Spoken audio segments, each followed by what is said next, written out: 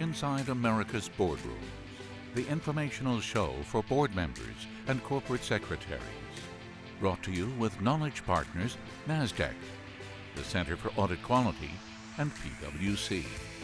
Along with content contributors Equilar, Meridian Compensation Partners, Wilson Sonsini Goodrich and Rosati, R.R. Donnelly, and the Society of Corporate Secretaries and Governance Professionals. Welcome to this edition of Inside America's Boardrooms. I'm TK Kerstetter, CEO of Boardroom Resources, and it's my pleasure to welcome you to the show. We're going to be talking with the ISS today and discuss the board's role in cyber risk. And joining me as my guest from the ISS is Sean Quinn, who's the Executive Director and Head of U.S. Research. And again, the ISS is the Institutional Shareholder Services. Sean, welcome to the show. Thank you, TK. Thanks for having me. So, the first thing I want to do, and there have been times when I have challenged some of the policies, when I've given you feedback, the ISS feedback, that you're not being responsive enough to correcting mistakes or doing something. I would just like to start this by saying that Gary and the team has done a good job. I have certainly seen improvement in all those shareholder engagement places, and I think when a company like yours does something positive, we have to give positive reinforcement. So I just want to say, job well done on you guys improving your shareholder engagement and working with the companies. So thanks very much, TK. Certainly the level of engagement between issuers and investors has never been higher, and we've been happy to be part of that process over the years. Yeah, it's tough in your business. I mean, it's tough to be well liked when you have the representation of the institutional investors that you do, and there are companies, as we all know, that need to be challenged. But so we're here today, though, to talk about cyber risk, okay? And this is critical. Every day we're picking up the paper, we have something. We just finished on the show having the FBI in for a 3-part series talking about economic espionage. We're going to follow that with the FBI on cyber risk as well. But tell me what your opinion is as what the investor's concern is in cyber risk, and then what position have you guys taken relative to that? Sure. So board oversight of risk at a company, be it cyber risk or other forms of risk, is not a new issue. Investors for years have expected boards not to be actively involved in managing risk. That's the role of management. But ensuring that the right processes are in place and making sure that the right structures are in place, that management can do its job, and then providing oversight over the various risks at a company. Cyber risk is one of the newer risks. Certainly, it's gained attention in recent years. Back in 2012, it was Robert Mueller at the FBI said something along the lines of, there are 2 types of companies, those that have been hacked and those that will be. And there are various takes on that, companies that don't know they've been hacked. So I think in recent years you've had a number of prominent companies be the victims of cyber attacks. Sony, Google, Facebook, and at the end of 2013, Target. So we've certainly been trying to monitor the views of investors on this topic. So we took a look at several studies, and we found that about 43% of investors feel that directors don't have adequate cyber skills. This is by the way from an FTI consulting project for KPMG. We also found that about 86% of those surveyed want boards to spend more time addressing the issue of cyber risk. So take a look at what PwC found in a different study. They've interviewed both investors and issuers. They found that nearly 3/4 of investor respondents feel that boards should discuss their company's crisis response in the event of a breach. Just 53% of board members felt that way. So there is a bit of a gap. Yeah. Similarly, nearly 3/4 of investors urge boards to enhance their cyber risk disclosures, but only 38% of board members say that they have done so. So there's a bit of a gap between how investors feel and how directors feel. Last year we went out to our investors, our investor clients, and also to issuers and directors and other stakeholders to ask them. We asked how they viewed the issue of cybersecurity and what the expectations of boards are, and we found that the lion's share of investors feel that in the event of a breach, what companies do subsequent to the breach is more important than what they do prior to the breach. That being said, they do want the company to disclose the role of the board in risk oversight. So there have been a number of prominent breaches in the last couple of years. 2014 was called the year of the breach. But I think now, after some of these high-profile cases, investors generally feel that that it's more important what boards do after announcement than what they've done prior to. So there's no question that there are boards that still are living under a rock that aren't addressing this like they should. And I don't think anybody has any problem that we make them, that we target them in some way to say, hey, you guys have to change the way you do business. But when you, and you guys know I wrote an article about this in Corporate Board Member, but what, you know, back in 2013 when you did the withhold vote on some of the target directors after the breach there,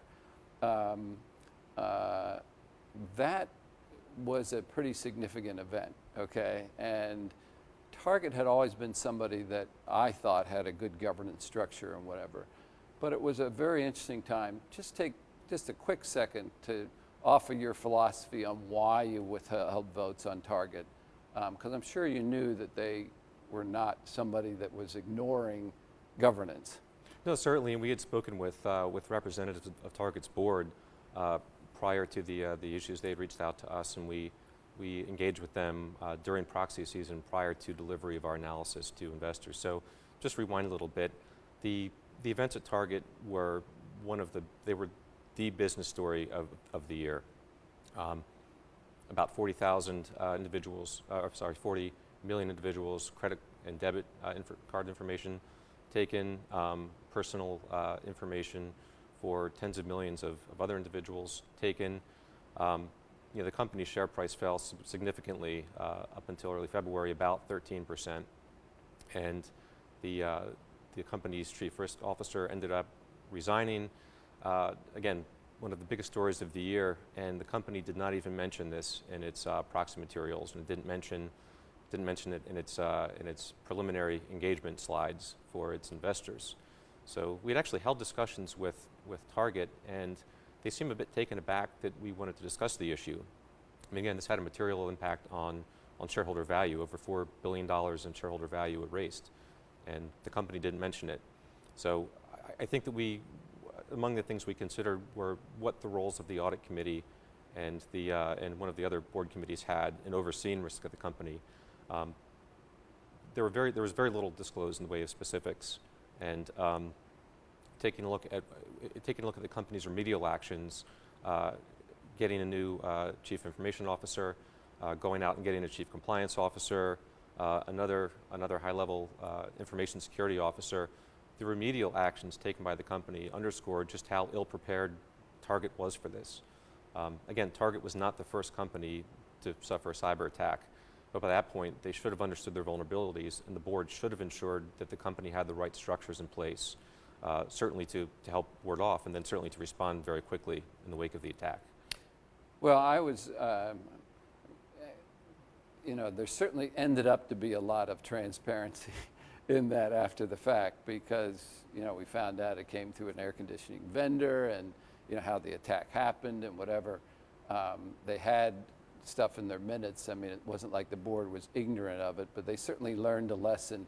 But the thing that was most significant, and I don't know if you guys realized it at the time, and again, I was happy that they didn't have majority vote against that many directors, because I think it would have changed the Target board, which I thought was a good board. But that shot across the bow, when you guys withheld votes on that many, sent a message to companies across the country that said, hey, if you're not addressing this issue, not only are you going to suffer the breach and the ramifications of that, you are going to have to defend yourself on the actions that what you've done in this area in the past. And again, I'm not sure if you realize the impact that would have, but that had an amazing impact on raising the bar on what companies had. Is that how you guys saw it at the time, or did you sort of look at it and say, wow, this, even though we weren't successful, this was important to do. That wasn't necessarily the intention, but we certainly recognize that there had been failures of risk oversight, that the board should have at least worked harder to anticipate some of the risks, not necessarily prevent the breach, but to anticipate the risks and respond accordingly. We know that many of our clients use a withhold or an against vote as you said, as a shot across the bow. The message isn't necessarily that they want directors removed, but they want directors to pay attention. So if you look at the withhold or against vote, it was for some directors it was about 20%. For others, it was in the low to mid 30s. And I think the boards generally got that message. And if you look at some of the disclosure from companies, I'll use Home Depot as an example. In the wake of their breach, they provided nearly 1,000 words, very concise but comprehensive disclosure on what the role of the board was in risk oversight. So I think boards still have a way to go, but I think a lot of directors generally get it. They generally understand that this is one of the many risks that they have to oversee. Yeah. So we got about a minute left. How should boards engage on the issue of cyber risk? What would you recommend? I think it always helps to have a director when engaging with your shareholders. It means a lot when you have a director who can own the message and can describe the process. And the time to do that is not after you've had a breach. I mean, get out to your shareholders throughout the year, make sure they know you and make sure they understand what the board's role is. And they'll have a higher degree of confidence in you. Whether I'm talking to Vanguard, BlackRock, ISS, Glass Lewis, everybody says shareholder engagement. Absolutely. Everybody, the number one thing is shareholder engagement. So how can somebody get a copy of the information on your cyber risk policies? Sure, we have all of our policies on the ISS website under Policy Gateway. We don't mention cyber risk as a specific risk, but we have a general bucket of risk oversight, and cyber risk would fall into that. And what's that address? So that it's issgovernance.com, and then just click on Policy Gateway. You can pull up our policies for 2015, 2014, and then when our new policies are out in November 2016.